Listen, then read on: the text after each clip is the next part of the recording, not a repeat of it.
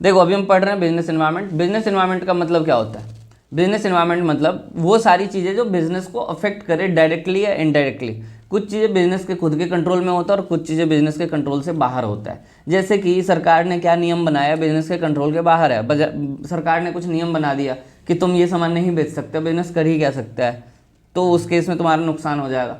कभी कभी क्या होता है कि कुछ घटना घट जाती है, कोई वो हो जाता है, डिजास्टर हो जाता है, नेचुरल चीज़ें, वो भी हमारे कंट्रोल के बाहर है। भूकंप हो गया, क्या ही कर सकते हो। अब ओएमजी के जैसे केस थोड़ी करने जाओगे भगवान के ऊपर, है ना। तो कुछ चीज़ें होती है जो हमारे खुद के कंट्रोल में होती है और कुछ चीज़ें होती है जो हमारे कंट्रोल से बाहर होती है। लेकिन हमें ये बिजनेस एनवायरनमेंट पढ़ना क्यों पड़ रहा है, क्यों हम पढ़ रहे हैं बिजनेस एनवायरनमेंट? तो इसका सबसे मेन रीज़न है इन्वायरमेंटल एनालिसिस के लिए। जब हम कोई बिजनेस स्टार्ट करते हैं या अगर हमारा कोई बिजनेस चल रहा है और उसका हम अगर इन्वायरमेंटल एनालिसिस ना करें तो हमारा बिजनेस क्या होगा, फ्लॉप हो जाएगा। कभी कभी हम चीज़ों का एडवांटेज नहीं उठा पाएंगे। जैसे कि तुम्हें पता चलता है कोई चीज़ कि भैया ये इस चीज़ का डिमांड तो बढ़ने वाला है, 1 महीने बाद इस चीज़ का डिमांड बढ़ जाएगा, और ये बात सबसे पहले तुम्हें पता चला क्योंकि तुमने इसका इन्वायरमेंटल एनालिसिस किया। अब जिस टाइम तुम इन्वायरमेंटल एनालिसिस कर रहे थे उस टाइम और कोई नहीं कर रहा था, और तुम्हें मिलेगा यहाँ पे फर्स्ट मूवर एडवांटेज कि तुम सबसे पहले उस चीज़ को अचीव कर लोगे, सबसे पहले तुमने इस चीज़ के ऊपर काम करोगे और यहाँ पे तुम्हारा बेनिफिट हो जाएगा। जैसे कि तुम एआई के नाम पे, आज के डेट में एआई के नाम पे सबसे ज़्यादा फेमस कौन है? चैट जीपीटी है। और अगर मोबाइल फ़ोन की बात करें कि मोबाइल में सबसे पहले एआई कौन ला रहा है, तो सैमसंग ला रहा है ना। तो इन दोनों को फर्स्ट मूवर एडवांटेज मिला। बाद बाकी अब बाकी कंपनियां भी आ रही है, बहुत बार सारा वेबसाइट भी आ गया है जो एआई के नाम से जाना जाता है। एआई के लिए अलग अलग तरह का एआई का वेबसाइट आ गया, लेकिन फर्स्ट मूवर एडवांटेज तो चैट जीपीटी को मिला, फर्स्ट मूवर एडवांटेज तो सैमसंग को मिला। तो उसी तरह से और इसीलिए हमें इन्वायरमेंटल एनालिसिस करना जरूरी है। अब एक चीज़ बताता हूँ, नुकसान। इन्वायरमेंटल एनालिसिस ना करने का क्या नुकसान हो सकता है? तो तुम नोकिया को जानते हो, तुम ब्लैकबेरी को जानते हो, ये लोग मार्केट से वाइप आउट क्यों हो गए? कोडक ये लोग मार्केट से वाइप आउट क्यों हो गए, क्यों बाहर हो गए? क्योंकि इन्होंने सही ढंग से इन्वायरमेंटल एनालिसिस नहीं किया। अब तुम बोलोगे इतनी बड़ी कंपनी थी और इन्वायरमेंटल एनालिसिस नहीं किया हो, ऐसा तो हो नहीं सकता है। उन्होंने किया होगा, लेकिन इन्वायरमेंटल एनालिसिस इतना ज़्यादा कॉम्प्लेक्स है कि हम चीज़ों को सही ढंग से देख ही नहीं सकते। क्या काम करेगा, क्या काम नहीं करेगा, ये हमें नहीं पता है। तो हमें क्या करना होता है, R&D करते रहना पड़ता है, रिसर्च एंड डेवलपमेंट का काम चलते रहता है। 10 चीज़ें लॉन्च करोगे उसमें से कोई एक चीज़ काम कर जाएगा, है ना। तो इसीलिए इन्वायरमेंटल एनालिसिस जरूरी है और इसीलिए हमें इन्वायरमेंटल बिजनेस एनवायरनमेंट पढ़ने की ज़रूरत पड़ती है। तो सबसे पहले देखो कि बिजनेस एनवायरनमेंट में क्या क्या चीज़ें आती है। तो देखो सोशल चीज़ें बिजनेस एनवायरनमेंट में आ जाती है, पॉलिटिकल आता है, इकोनॉमिक आता है, टेक्नोलॉजिकल आता है, यानी कि यहाँ पे सारी चीज़ें बना के दिया हुआ है तुम्हें कि इकोनॉमिक एनवायरनमेंट होता है, टेक्नोलॉजिकल एनवायरनमेंट होता है, सोशल एनवायरनमेंट होता है, पॉलिटिकल एनवायरनमेंट होता है और लीगल एनवायरनमेंट होता है। इन सारी चीज़ों को एक एक करके हम आगे पढ़ेंगे। आज जो सबसे पहले हम देखते हैं features of business environment. Business environment का क्या फीचर होता है, क्या विशेषताएं? तो सबसे पहला बोला कि टोटलिटी ऑफ एक्सटर्नल फोर्सेस। ये जो बिजनेस एनवायरनमेंट होता है वो सारे एक्सटर्नल फोर्सेस को इकट्ठा कर लो तो जाके क्या बनता है, हमारा बिजनेस एनवायरनमेंट बन के रेडी होता है, टोटलिटी ऑफ एक्सटर्नल फोर्सेस। दूसरा स्पेसिफिक एंड जनरल फोर्सेस। तो इसमें कुछ स्पेसिफिक फोर्स होता है जो गिन चुन के अलग अलग बिजनेस को अलग अलग अफेक्ट करता है, और वहीं पे जनरल फोर्स होता है जो हर तरह के बिजनेस को अफेक्ट करता है। जैसे कि वेदर ले सकते हो, या फिर जो नॉर्मली चीज़ें चलती है जनरल इन्वायरमेंट में आ जाता है, और स्पेसिफिक इन्वायरमेंट की कुछ चीज़ें सिर्फ उन्हीं तरह के चीज़ों को अफेक्ट करता है। एडवर्स अफेक्ट भी हो सकता है और फेवरेबल अफेक्ट भी हो सकता है। अब बोला जा रहा है इंटर रिलेटेडनेस। तो हमारा जो बिजनेस है वो इन्वायरमेंट के साथ इंटर रिलेट होता है, क्योंकि तुमने देखा होगा कि जब ठंड आती है तो ठंड के कपड़े, वुलन क्लोथ्स का डिमांड बढ़ जाता है ना। और जो हमारा कोक वगैरह होता है, जो सॉफ्ट ड्रिंक्स होता है, उसका डिमांड घट जाता है ना। तो ये दोनों एक दूसरे से क्या है, इन्वायरमेंट और हमारा बिजनेस, ये दोनों एक दूसरे से क्या है, इंटर रिलेटेड है। बिजनेस इन्वायरमेंट के हिसाब से ही बिजनेस चलता है। उसके बाद डायनामिक इन नेचर, तो ये चेंज होते रहता है।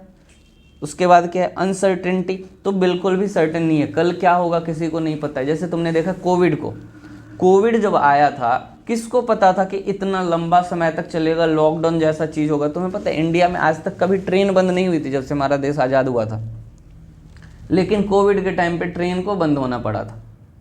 कुछ ही महीने के लिए ना। हाँ, मतलब बंद तो होना पड़ा ना, ट्रेन को रोका गया, ठीक है। तो अनसर्टेन होता है हमारा बिजनेस एनवायरनमेंट, कल क्या होगा किसी को नहीं पता है ना, कभी भी कुछ भी हो सकता है। अच्छा हंसता खेलता बिजनेस बंद हो सकता है। मैगी के केस में तुमने देखा होगा, कुछ टाइम पहले मैगी बंद हो गया था, है ना।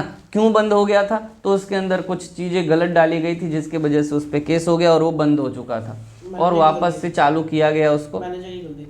हाँ, उसके बाद है कॉम्प्लेक्स। तो बिजनेस एनवायरनमेंट बहुत कॉम्प्लेक्स है। अगर इजी होता तो आज के डेट में कोई बिजनेस फ्लॉप नहीं करता, लेकिन कुछ बिजनेसेस फ्लॉप हो जाती है, मार्केट के हिसाब से नहीं चल पाती है, डायनामिक नहीं हो पाती है, जिसके वजह से बिजनेस फ्लॉप हो जाती है। किसको किस तरह की चीज़ें पसंद आएगी हमें नहीं पता है ना। तो धीरे धीरे ये इतना कॉम्प्लेक्स हो जाता है कि हमें इसको तो वो करना, एनालाइज करना मुश्किल हो जाता है। And relativity, the impact of change depends on the business to business, country to country, region to reason.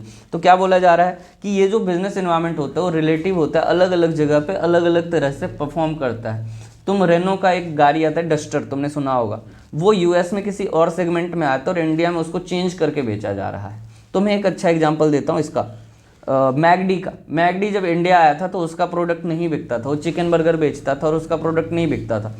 बिकता भी था तो संडे को, मंडे को और वेंसडे को बिकता था, बाद बाकी 4 दिन नहीं बिकता, और फ्राइडे को बिकता था। 3 दिन तो बिकता ही नहीं था, क्योंकि इंडिया में ज़्यादातर लोग तो वेजिटेरियन हैं, और जो लोग नॉनवेज खाते भी हैं तो 3 दिन नहीं खाते हैं नॉनवेज।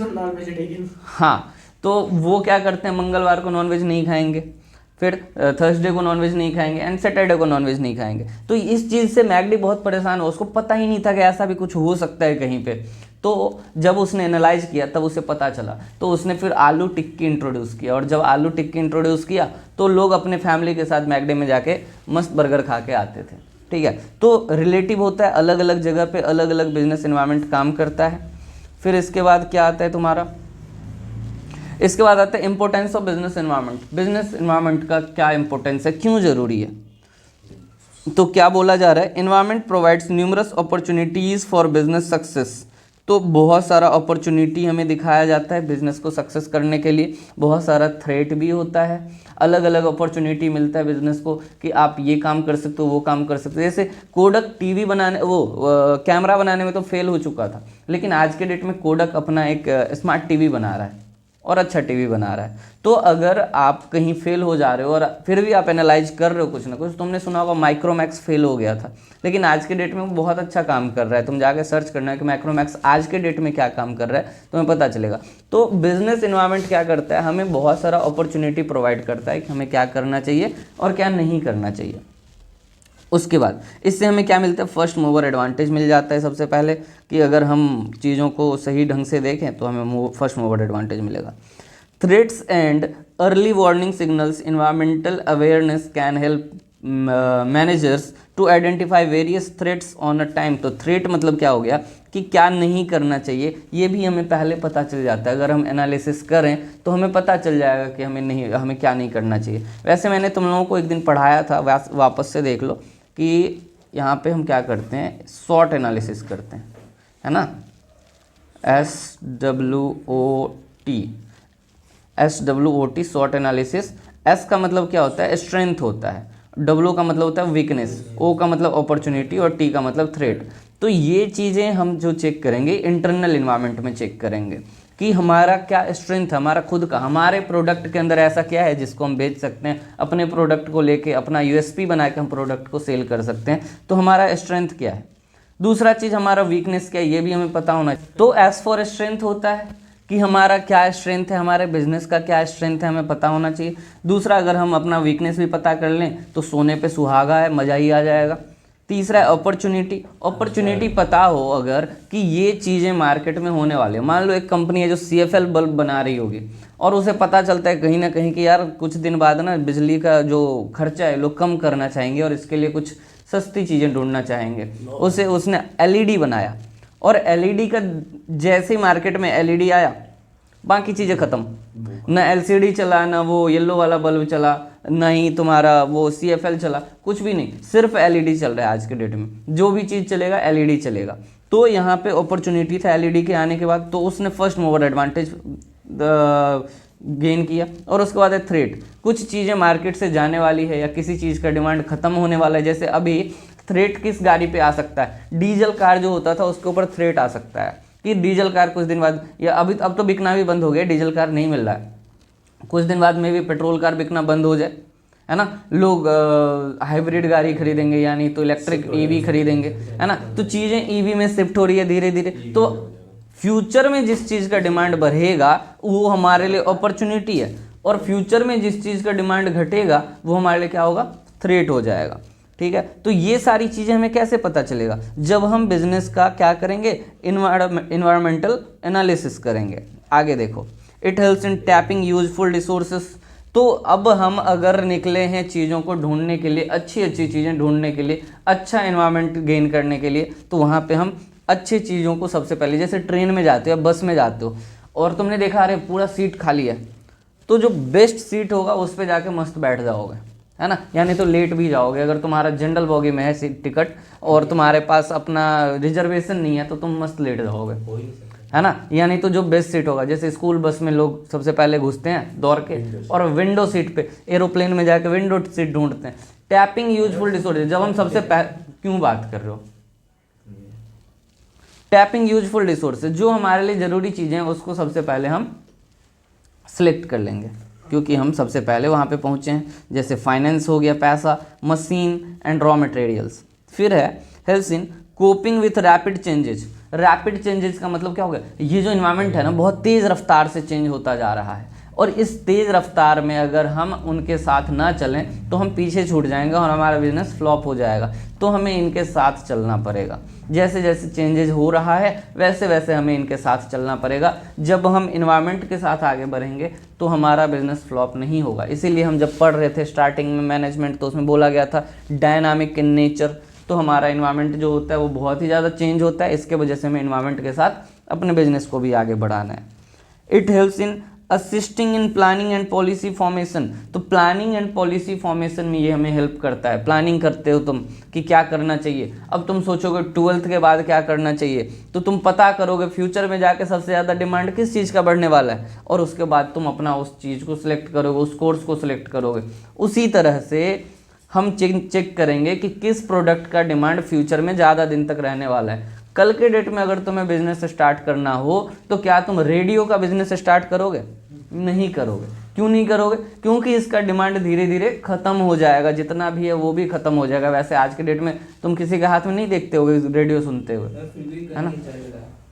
फिर भी किसी जगह पे चलता है तो रेडियो कार का बात नहीं कर रहा हूँ मैं, प्रॉपर रेडियो जो होता था पहले, तुम्हें रेडियो बनाना है। एफएम का देखा था ये प्रेस, मेरे ही गली में उस साइड एक प्रेस वाले हैं, वही अंकल होंगे बहुत पुराने। हाँ हाँ, तो वो लोग, उनको मोबाइल से कोई लेना देना नहीं है, लेकिन वो जब चले जाएंगे तब तुम खरीदोगे रेडियो? नहीं ना खरीदोगे।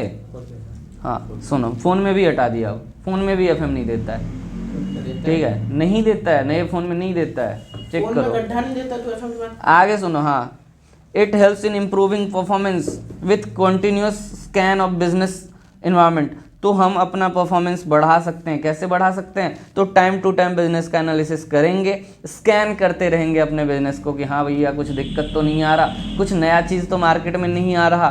तो जिस तरह की चीज़ें मार्केट में आएगी उसी तरह से हम अपने बिजनेस को चेंज करते जाएंगे। तुम देखते होगे बहुत सारा बिजनेस, जैसे कि पैनासोनिक छोड़ो, कोई ऐसा बिजनेस बताता हूँ, फास्ट ट्रैक का घड़ी आता है, वॉच आता था, ठीक है। तो फास्ट ट्रैक नॉर्मल वॉच बनाता था, लेकिन जैसे मार्केट में देखा अच्छा स्मार्ट वॉच चल रहा है, स्मार्ट वॉच बनाना स्टार्ट कर दिया। और स्मार्ट वॉच के साथ देखा कि जो लोग स्मार्ट वॉच बना रहे हो ईयरबड्स भी बना रहे हैं, तो फास्ट ट्रैक भी ईयरबड्स बनाना स्टार्ट कर दिया। Dimensions of business environment. अब बिजनेस इन्वायरमेंट का अलग अलग डायमेंशन होता है। डायमेंशन का मतलब सबसे पहले समझो, तो तुमने सुना होगा कि 2D में चीज़ आता है, 3D में चीज़ें दिखती है हमें चीज़ें, ठीक है। तो उसी तरह से बिजनेस के भी अलग अलग डायमेंशंस होते हैं, ठीक है। तो हम देखते हैं कि कौन कौन सा बिजनेस का वो होता है डायमेंशन। तो सबसे पहला इकोनॉमिक इन्वायरमेंट, ठीक है। तो इकोनॉमिक इन्वायरमेंट के बारे में तुम जानते होगे कि मार्केट में अभी किस तरह की चीज़ें चल रही है, महंगाई चल रहा है, सस्ताई चल रहा है, किस जगह पे हम बिजनेस कर रहे हैं, इन्फ्लेशन है, मनी सप्लाई ज़्यादा है या कम है, ये सारी चीज़ें, यानी कि किसी चीज़ का डिमांड कम है या ज़्यादा है, ये चीज़ें हमें कौन बताएगा? इकोनॉमिक इन्वायरमेंट बताएगा। दूसरा है सोशल इन्वायरमेंट, हम जिस सोसाइटी में रहते हैं क्या वो चीज़ें वहाँ पे चलने लायक है, वहाँ पे बिकने लायक है। बहुत सारी चीज़ें हमारे सोसाइटी में बैन कर दिया जाता है कि तुम इन चीज़ों को यहाँ पे नहीं बेच सकते, है ना। तुम वो लीगल इन्वायरमेंट में जाएगा, लीगली उसको मना किया गया। कभी कभी चीज़ें लीगल तो होती है लेकिन सोसाइटी उसको बैन कर देती है कि हमारे जगह पे आप इन चीज़ों को नहीं बेच सकते। तुम देखोगे कि अभी एक जगह है जहाँ पे वाइन को बैन कर दिया गया, मतलब लीगली नहीं, वैसे बिहार में लीगली बैन है वो, लेकिन बहुत सारे जगहों पे बोला जाता है कि आप इस जगह पे अपना बिजनेस, ये वाइन शॉप नहीं ओपन कर सकते, जैसे सोसाइटी के अंदर कोई ठेला नहीं होता। हाँ, बहुत सारे जगह पे ऐसा कुछ होता है। तो उन चीज़ों को सोसाइटी एक्सेप्ट कर रही है या नहीं कर रही है, ये हम चेक करेंगे, ठीक है। तो हम उन चीज़ों को नहीं बनाएंगे जिसको सोसाइटी एक्सेप्ट ना कर रही हो, ठीक है, और उन चीज़ों को बनाएंगे जिसको सोसाइटी एक्सेप्ट कर रही हो। तो देखो ट्रेंड जो आता है, किसी चीज़ का ट्रेंड आता है तो ट्रेंड कहाँ पे आता है, सोसाइटी में आता है। हम किन चीज़ों को खरीद रहे हैं। आज के डेट में कुछ टाइम पहले तक बेल बॉटम पैंट चलता था, उसके बाद बंद हो गया था, अभी फिर से स्टार्ट हो गया। मैं सुन रहा हूँ कि लोग बेल बॉटम पैंट पहन रहे हैं, जो कि सलमान खान, उधर अमिताभ बच्चन लोग पहनते थे उस टाइम पे, है ना। फिर बीच में कुछ टाइम ट्रेंड आया था, फिर बंद हो गया था, वापस से आ गया। तो ट्रेंड किसी चीज़ का आ सकता है, कहाँ पे आएगा, सोसाइटी में आएगा, ठीक है। तो देखो ट्रेडिशन होता है, कभी कभी चीज़ों का ट्रेडिशन होता है कि हाँ इस जगह पे ये चीज़ें चलती है, इस ट्रेडिशन का है ये। वैल्यूज़, तो क्या खरीदना है क्या नहीं खरीदना है। कल्चर, तो अलग अलग कल्चर पे, अलग जगह पे अलग अलग तरह की चीज़ें चलती है। सोशल ट्रेंड्स, बिलीफ, क्या यूज़ करना है क्या नहीं करना है। इथिक्स ऑफ सोसाइटी, सोसाइटी का अपना एथिक्स होता है, अपना मोरल होता है। तो इन सारी चीज़ों को सोशल इन्वायरमेंट में रखा गया है। With a greater awareness among customers about their rights, businesses are more concerned about the quality of goods they sell, ठीक है। तो लोग अब अपने गुड्स के क्वालिटी को बढ़ा रहे हैं। पहले किसी भी तरह से गुड्स बिक जाता था, जब मोबाइल खरीदने जाते थे कोई नहीं पूछता था इसमें रैम कितना है, रोम कितना है, इसका क्या, कौन सा कैमरा लगा हुआ है। कैमरा तो देखेंगे कितना मेगापिक्सल का है, लेकिन कौन सा कैमरा है वो नहीं देखते थे। लेकिन अब लोग ये भी चेक करते हैं कि इस फ़ोन में कौन सा कैमरा लगा हुआ है, किस कंपनी का प्रोसेसर लगा हुआ है। तो जितना ज़्यादा अवेयरनेस बढ़ रहा है उतना ज़्यादा क्वालिटी बढ़ाया जा रहा है चीज़ों का। जैसे में माइक्रोमैक्स लावा ये सब यूज होती है। हाँ, तो उसका तुम्हें पता है कौन सा प्रोसेसर वो लोग डालते थे, नहीं पता, हम नहीं जानते थे, है ना। अब पूछते हैं, उसका पता नहीं कौन कौन सा स्कोर चेक करते हैं, उसके बाद उसको खरीदने जाते हैं, है ना। इसमें वो वाला सिस्टम है कि नहीं, कि हम गेम खेल सकते हैं कि नहीं, बूस्टर है कि नहीं, वगैरह वगैरह बहुत सारी चीज़ें। गेम मोड होना चाहिए। अगला है पॉलिटिकल इन्वायरमेंट। अब जैसे कि दिल्ली में अभी क्या होने वाला है, चुनाव होने वाला है, इलेक्शन होने वाला है ना। तो पॉलिटिकल इन्वायरमेंट यहाँ का अलग है अभी, है ना। तो क्या बोल रहा जा रहा है, it includes political stability such as political leadership, political stability. अगर सेम सरकार फिर से बनती है तो चीज़ें ज़्यादा चेंज नहीं होगी, अगर सरकार चेंज होती है तो बहुत सारी चीज़ें चेंज हो जाएगी। मे बी जो अगर सरकार चेंज हो जाए तो जो प्राइवेट, जो बस पे लोग फ्री में सवारी कर रहे हैं वो बंद हो जाए कुछ भी हो सकता है। ऑटो वालों को बोले कि नहीं अब तुम भी फ्री में चलाओ, है ना, वाले बंद कर देंगे अपना बिजनेस। मतलब कुछ भी हो सकता है। अगर पॉलिटिकल इन्वायरमेंट चेंज होता है, अगर चीज़ सरकारें चेंज होती है तो उनके हिसाब से फिर चीज़ें चलती है, या तो उसमें और इंक्रीज कर दिया जाएगा या नहीं तो उसको ख़त्म कर दिया जाएगा। क्या पता कोई ऐसा नेता है कि- बाबू चुपचाप सुन लो, पढ़ाई करो। नेताजी के बारे में बात नहीं, बिल्कुल बात नहीं, पढ़ाई करो।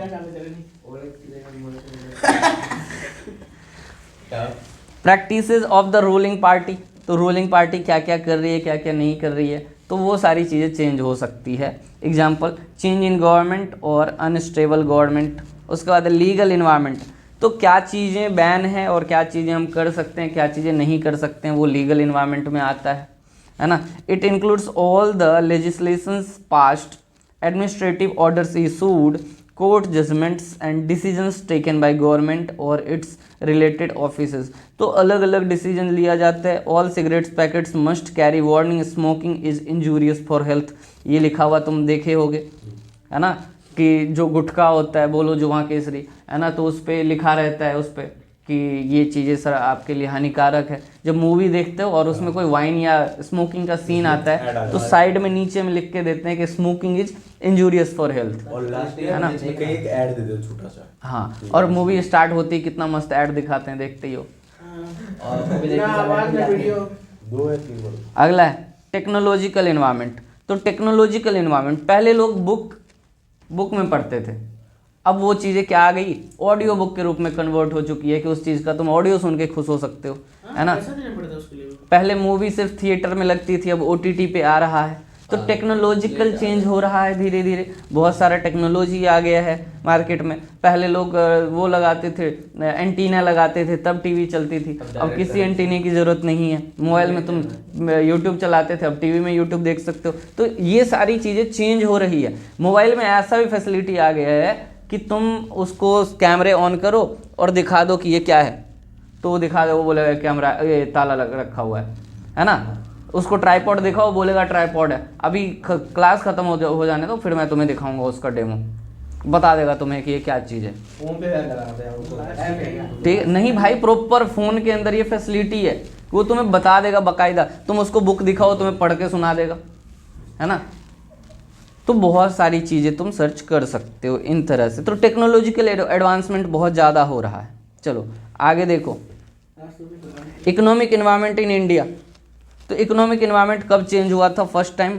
तो 1991 में न्यू इकोनॉमिक पॉलिसी आया था, जिसके अंदर LPG को लाया गया था, लिबरलाइजेशन, प्राइवेटाइजेशन एंड ग्लोबलाइजेशन, इन तीनों चीज़ों को लाया गया था। We started modernizing the country's industrial system, unproductive control are being removed, private investment including foreign investment is being encourage. तो FDI FII को इंट्रोड्यूस किया गया था। तो इस तरह से इकोनॉमिक इन्वायरमेंट इंडिया में चेंज हुआ था। लिबरलाइजेशन, प्राइवेटाइजेशन एंड ग्लोबलाइजेशन के बारे में तो तुम पढ़े हो इकोनॉमिक्स में, तो इसको पढ़ने की जरूरत है नहीं। उसके बाद बोल रहा है कि इम्पैक्ट ऑफ, हाँ हो सकता है कि यूट्यूब वाले बच्चे ना पढ़े हो। पढ़े होंगे, आगे पढ़ो। अरे लिबरलाइजेशन का मतलब होता है यहाँ से लाइसेंसिंग हटा दिया, सुन लो, यहाँ से लाइसेंसिंग हटा दिया गया था। कोई भी बिजनेस, कोई भी प्रोडक्शन स्टार्ट करने से पहले तुम्हें लाइसेंस लेने की जरूरत पड़ती थी, लेकिन जब से लिबरलाइजेशन आया, चीज़ों के ऊपर से लाइसेंस हटा दिया गया, कुछ चीज़ों को रखा गया लाइसेंसिंग में, ठीक है। जैसे कि तुम सिगरेट्स नहीं बना सकते खुद से बिना लाइसेंस के, लीकर नहीं बना सकते खुद से। उसके बाद इक्विपमेंट्स जो था, डिफेंस इक्विपमेंट, वो नहीं बनाया जा सकता था। फिर और क्या था? एटॉमिक एनर्जी था, और क्या था? एक और था ना, 5 चीज़ें था। कमेंट में बताओगे। 5वीं चीज। हाँ, 5वीं चीज़ क्या था? प्राइवेटाइजेशन। प्राइवेटाइजेशन का मतलब क्या होता है? प्राइवेटाइजेशन का मतलब होता है कि चीज़ों को प्राइवेट कर दिया गया, यानी कि डिसइन्वेस्टमेंट किया गया गवर्नमेंट के द्वारा। गवर्नमेंट ने जिन चीज़ों के ऊपर पैसे लगाया, और सरकारी जो वो लोग होते थे, कौन, जो काम नहीं करते थे, सरकारी नौकरी पाने के बाद काम नहीं करते थे, जिसकी वजह से भ्रष्टाचार बढ़ गया था, तो सरकार ने चीज़ों को प्राइवेट कर दिया। बाबू काम करना पड़ेगा सबको। फिर है ग्लोबलाइजेशन। ग्लोबलाइजेशन, हम चीज़ें इंपोर्ट एक्सपोर्ट नहीं कर सकते थे, उसके लिए हमें परमिट लेना पड़ता था, बहुत सारी चीज़ें, उसमें कोटा भी होता था कि तुम नहीं कर सकते, बिल्कुल नहीं कर सकते। अब क्या बोला सरकार ने कि तुम्हें एक्सपोर्ट जितना मर्जी उतना करो, हम तुमसे कोई कुछ नहीं मांग रहे, टैक्स भी नहीं देना है तुम्हें। हाँ, इंपोर्ट करते वक्त ड्यूटी लगाया जाता है, लेकिन हार्ड नहीं है, तुम कर सकते हो। अगर तुम्हारे पास पैसा है तो तुम इंपोर्ट कर सकते हो, या फिर चीज़ें अगर इंडिया में अवेलेबल नहीं है तो हम बाहर से खरीद सकते हैं, इंपोर्ट कर सकते हैं। तो वही है जैसे पहले भी था, क्या इंपोर्ट होगा ऐसा कुछ। इंपोर्ट सब्स्टिट्यूशन, मतलब जो गवर्नमेंट ने उस टाइम में ब्रिटेन ने किया था कि हाँ। एक्सपोर्ट करने पे तुम्हें कोई चार्ज नहीं लगेगा, इंपोर्ट करने वो पे इधर charge हुआ है, लगेगा। ग्लोबलाइजेशन में हुआ है वो वही चीज़। चीज़ है ग्लोबलाइजेशन में भी, और वही टाइम था उसमें भी। हाँ ठीक है, सुनो, तो प्राइवेटाइजेशन हमने पढ़ लिया। इम्पैक्ट ऑफ डीमोनेटाइजेशन, तो क्या है? डिमॉन्स्ट्रेशन है। Impact of demonetization, decrease in transaction in cash. सुनो, तो इम्पैक्ट ऑफ डीमोनेटाइजेशन, डीमोनेटाइजेशन में क्या हुआ था? 8 नवंबर 2016 को शायद। डीमोनेटाइजेशन में कैश का ट्रांजैक्शन क्या हो गया था? कम हो गया था। यानी कि जो सबसे पहले तो मोदी जी आए रात में 8 बजे शायद, और बोले कि मित्रों, भाइयों एवं बहनों, 8 नवंबर को ना, मित्रों, भाइयों एवं बहनों, आज से 500 और 1000 रुपये के नोट कार्य में नहीं रहेंगे, है ना। अगर आपको चाहिए तो आप बैंक में जाइए, वहाँ पे उनको 2500 का नोट दीजिए और बदले में 100 रुपये का नोट लीजिए। वो जो नए करेंसी आए ना, वो बहुत बाद में आए, उससे पहले पुराना वाला करेंसी ही चल रहा था मार्केट में, ठीक है, जिसके वजह से लोगों को बहुत सारा प्रॉब्लम भी हुआ। तो इसमें बोला जा रहा है क्या इम्पैक्ट पड़ा, तो कुछ अच्छी बातें हुई और कुछ दिक्कत भी हुआ लोगों को। जैसे जो छोटे मोटे किसान मजदूर टाइप के लोग थे, जो छोटे मोटे बिजनेसमैन थे, उन्हें बहुत ज़्यादा दिक्कत हुआ। और जो ब्लैक मनी वगैरह था वो वापस आया, है ना। जो डुप्लीकेट करेंसी बनाया जा रहा था कुछ देशों का, तो खाना पाना बंद हो गया, है ना, कि वो जिस चीज़ पे डिपेंडेंट थे, डुप्लीकेट करेंसी पे डिपेंडेंट थे, वो करेंसी बंद हो गया, तो अब उनका सिस्टम ही ख़त्म हो गया उस चीज़ का। वैसे अभी तुम देखो तो 500 के वापस से डुप्लीकेट करेंसी बनने स्टार्ट हो गए हैं। तो कभी भी तुम 500 रुपये का नोट लो किसी से, तो बाकायदा चेक करो उसको। और चेक करने का तरीका पता है ना, उसके ऊपर जो स्ट्रैप होता है ना, वो कलर चेंज होता है। ऐसे चेक करोगे तो ब्लू एंड ग्रीन होता है, ठीक है। तो वो अगर ब्लू एंड ग्रीन हो रहा है तो चांसेस है कि तुम्हारा करेंसी सही है। ग्रीन ही रहता है। नहीं, ब्लू एंड ग्रीन होता है, चेक करना। मैं चेक किया था, ये बस ग्रीन था। हाँ, तो वो डुप्लीकेट करेंसी था, वो लिया क्यों तुमने? एटीएम में डुप्लीकेट निकला यार। एटीएम में फटा हुआ करेंसी निकल सकता है। हाँ भैया, मैं यहाँ तक खराब मुझे कर- खुद 2 करेंसी फटा हुआ मिला था। खराब भी निकलता है भैया। हाँ हाँ, ठीक है। चेंज नहीं कर रहा था गार्ड। तो चेक कर लिया करो, गार्ड नहीं चेंज करेगा, बैंक में जाके चेंज करवाना है। अच्छा, हाँ, गाड़ी में भी अरे सुन लो भाई, क्या बातचीत कर रहे हो तुम लोग। ये बन रहा है। Impact of government policy changes in business and industries, ठीक है। तो गवर्नमेंट पॉलिसी बिजनेस इंडस्ट्री में कैसे चेंज होता है, गवर्नमेंट पॉलिसी से बिजनेस इंडस्ट्री में क्या क्या दिक्कत आता है। तो सबसे पहले इंक्रीजिंग कंपटीशन, कंपटीशन बढ़ता है। उसके बाद मोर डिमांडिंग कस्टमर्स, तो कस्टमर्स ज़्यादा डिमांडिंग हो जाते हैं। जब उनको सब सारी बातें पता है ना, तो बोलेंगे नहीं इसमें ना ये चेंज करके दो, ऐसा नहीं चलेगा वैसा चलेगा, ठीक है। फीचर लाओ। तो जब कस्टमर को चीज़ों के बारे में पता होता है तो कस्टमर डिमांडिंग हो जाता है, उसको वो सारी चीज़ें चाहिए। World class technology, world class technology का मतलब क्या हो गया, यहाँ पे पूरी दुनिया का टेक्नोलॉजी एक जगह पे है ना। अगर तुम्हें इंडिया का फ़ोन पसंद नहीं है तो तुम चाइना का फ़ोन खरीदोगे, चाइना का फ़ोन पसंद नहीं है तो जापान का फ़ोन खरीदोगे, साउथ कोरिया का फ़ोन खरीदोगे, यूएस का फ़ोन खरीदोगे। यानी कि वर्ल्ड क्लास टेक्नोलॉजी अभी हमारे पास है, हर चीज़ का हम वर्ल्ड क्लास टेक्नोलॉजी का यूज़ कर सकते हैं यहाँ पे। उसके बाद है क्या, नेसेसिटी फॉर चेंज, ठीक है। तो after 1991 the market forces have become turbulent as a result of which the enterprises have continuously modify their operations. तो धीरे धीरे चीज़ों में चेंजिंग किया जाने लगा, रैपिड चेंजेज होने लगा और कंटिन्यू चेंज हुआ, यानी कि सब कुछ को चेंज किया गया। तो जब सारी चीज़ें चेंज हुई तो क्या हुआ यहाँ पे कि सब कुछ ठीक होने लगा, चीज़ें अच्छी तरह से काम करने लग गई। Need for developing human resources, तो अब ह्यूमन रिसोर्स को भी डेवलप करने की ज़रूरत पड़ी, इसीलिए उनको भी ज़्यादा पढ़ाया जाने लगा, ज़्यादा अलग अलग टेक्नोलॉजी के बारे में जानकारी मिलने लगा, ऑन द जॉब ट्रेनिंग मिलने लगा। इस तरह से चीज़ों को चेंज किया गया। Market orientation, today firms are market oriented. तो आज के डेट में जितने भी बिजनेस ऑर्गेनाइजेशन है वो क्या है, मार्केट ओरिएंटेड है। मार्केट में जिस चीज़ का डिमांड है हम वो प्रोडक्ट बनाएंगे और जिस चीज़ का डिमांड नहीं है वो प्रोडक्ट नहीं बनाएंगे। जैसे तुम्हें याद होगा कि जो सैमसंग कुछ टाइम पहले एक फ़ोन लॉन्च की थी जिसमें क्या था कि सेम कैमरा आगे भी चलता था, सेम कैमरा, उसको छोड़ो, सैमसंग का छोड़ो, वीवो का जो एक फ़ोन आया था जिसमें पॉपअप कैमरा निकलता था, है ना, फ़ोन के ऊपर कैमरा निकलता था, है ना। तो कुछ दिन तो आया, लोगों के सामने जो पंच होल कैमरा होता है वो ख़त्म कर दिया, पॉपअप कैमरा लाया, लेकिन बाद में उसको बंद कर दिया गया, है ना। वो लोगों को दिक्कत देने लगी थी, है ना। पे खराब हो जाता तो बहुत जल्दी। हाँ, तो और बैटरी भी ज़्यादा खाता था और भारी भी फ़ोन बन जाता था, एक अलग टेक्नोलॉजी उसमें लगाया जाता था। वीडियो कॉल तो चालू हो जाता था। अच्छा ठीक है, तो वीडियो कॉल आने पर ऑटोमेटिक वो चालू हो जाता था। कहीं जेब में रखे तो चालू हो जाता था, जिसके कारण मतलब कोई किसी का खराब हो जाता था। हाँ हाँ, तो इन सब के वजह से उसको बंद कर दिया गया। तो मार्केट ओरिएंटेड है, मार्केट में जो चीज़ चलेगा वही बनाएंगे, जो नहीं चलेगा उसको बंद कर देंगे, ठीक है। उसके बाद क्या है, loss of budgetary support of public sector, the government budgetary support for financing the public sector has declined over the years. तो बजटरी लॉस के वजह से भी चीज़ों को कम ज़्यादा किया जाता है, ठीक है। गवर्नमेंट सप्लाइंग टैक्सेशन, तो चैप्टर हो गया तुम्हारा ओवर। बाद बाकी चीज़ें हम नेक्स्ट वीडियो में पढ़ेंगे। Thank you so much, please subscribe the channel.